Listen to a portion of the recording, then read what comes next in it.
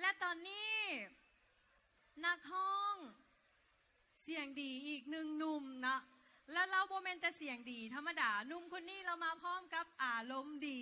เราจนได้ใส่สื่อสารยาของเราว่าเปเล่อารมณ์ดีมีผู้ใดที่หน้าบูดหน้างออยู่นี่ในบอนี่มีผู้ใดในบอคันหากวันยังมีคนหน้าบูดหน้างอต้องขอเชิญพบกับหนุ่มคนนี้เลยเนาะหนุ่มเปเล่อารมณ์ดีขอเสียงตบมือให้เราเนี่ยเด้อ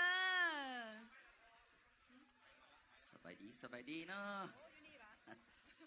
สบายดีหมดทุกท่านเนาะมื้อนี้เป็นมื้อที่ว่าเฮามา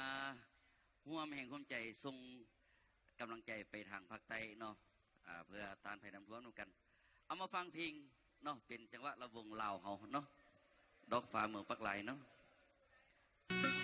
เอาคนใดที่ตัวจะตั้งยักษ์พรยักษ์ยาวเนาะยาวได้เลยนะพี่น้องนะ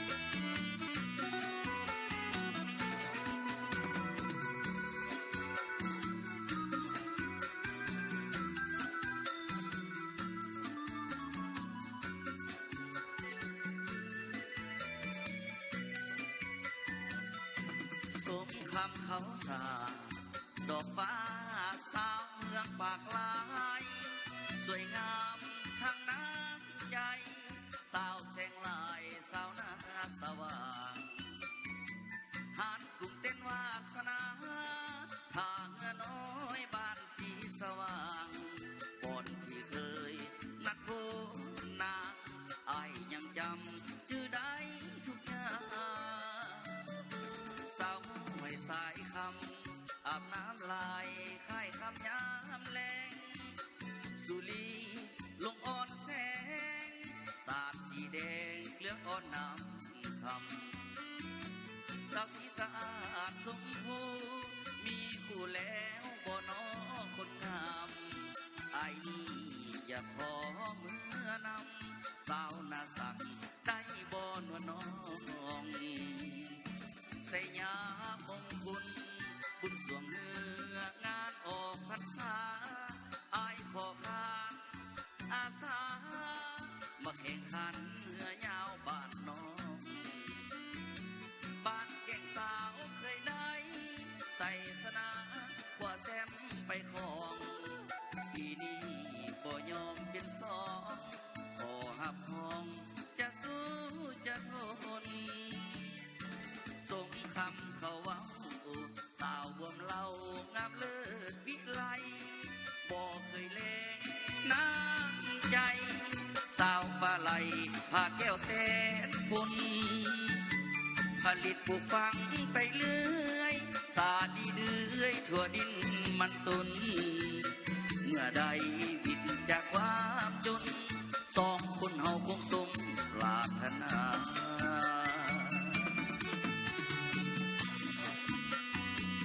เอาบริจาคคนละเล็กน้อยนะพี่น้องเนาะ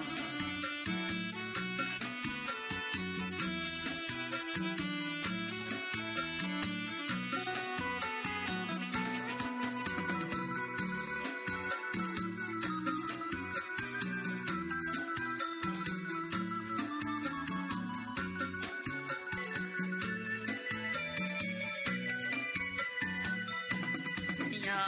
มงคลบุญสวงเนื้องานออกพรรษาอายขอขานอาสามาแข่งขันเรือยาวบ้านน้องบ้านแก่งสาวเคยได้ใส่สนากว่าแซมไปของปีนี้บ่ยอมเป็นสองขอหับห้องจะสู้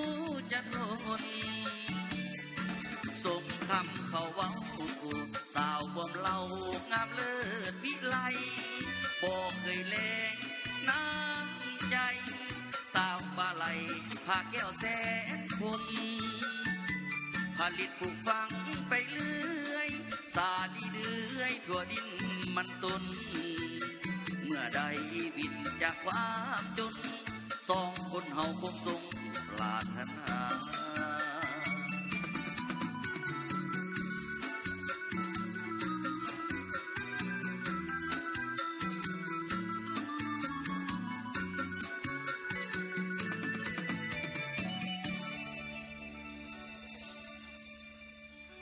ขอบใจเสียงตบมือเนาะแล้วก็ทาง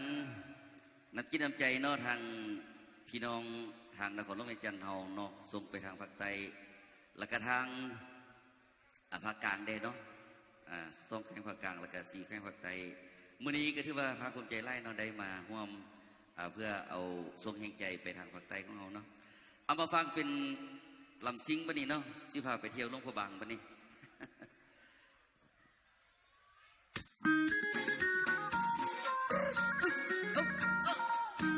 เอาทานใดยัดมันจะขึ้นเอาเลยเนาะ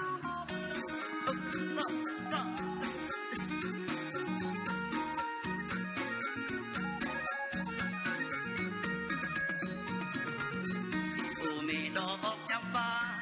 เอายับเข้ามาอายสิพาไปลิ้นไปปออยู่ผิดสิพาไปลิ้นอยู่เมืองหลวงพระบางโอ้เมดอกจำปีไปบอกคนดีไปเที่ยวนำอายอีบมาไวถ้าหากสิไปให้มาอีบมาอีบมา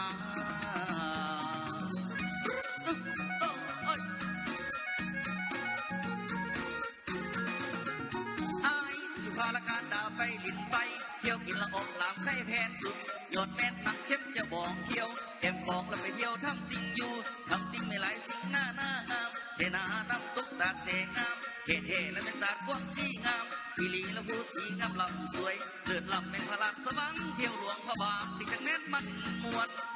จังแม่นมันมวนสร้อยและพี่น้องฝั่งสร้อยสร้อยและพี่น้องฝั่งสร้อยสาวสักหน่อยและโมโหจังยังได้ยินเพลงดังและมีตังเต้นหินเอาเต้นเข้าไปแล้วเอาเต้นเข้าไปเดินนางเดินเดินนางเดิน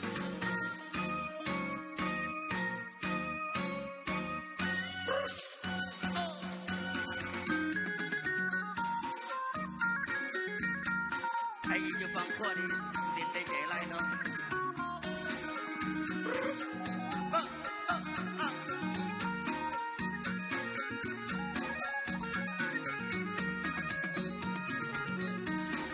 ดอกยับปาเอายับเข้ามาอายสิพาไปลิ้นไปปออยู่ผิด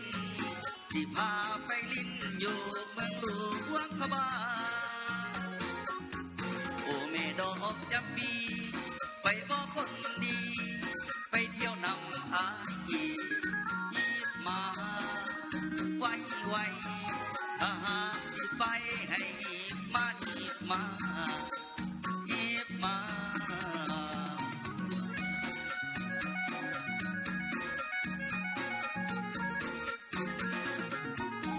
สิพาละการดาไปลิ้นไปเที่ยวกินละอกลามไข่แพนสุดหยดแต่ละน้ำเข้มเจียวบองเที่ยวแก้มของแล้วไปเที่ยวทำติ่งอยู่ทำติ่งไม่หลายสิ่งหน้างามเทนาน้ำตุกตาเสงามเท่ๆและเป็นตาดวงสีงามอีลีและผู้สีงามลำสวยเลือดลำและมันหักสวังเที่ยวหลวงพระบางนี่จังแม่นมันมวนจังแม่นมันมวนสร้อยและพี่น้องฝั่งสร้อยสาวสันดอยแล้วก็โหจังยังได้ยินเพลงดังและมีตังเต้นเอาเต้นเข้าไปแล้วเอาเต้นเข้าไปเดินนางเดินเดินนางเดิน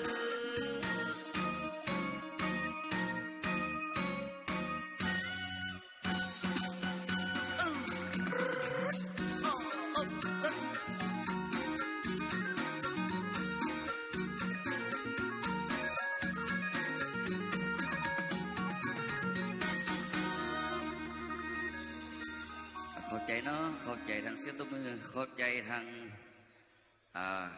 ทุกท่านเนาะที่ว่าส่งแห่งใจไปทางภาคใต้มื้อนี้ท่านถือว่ามีส่วนร่วมในการช่วยเหลือทางภาคใต้ของเราเนาะ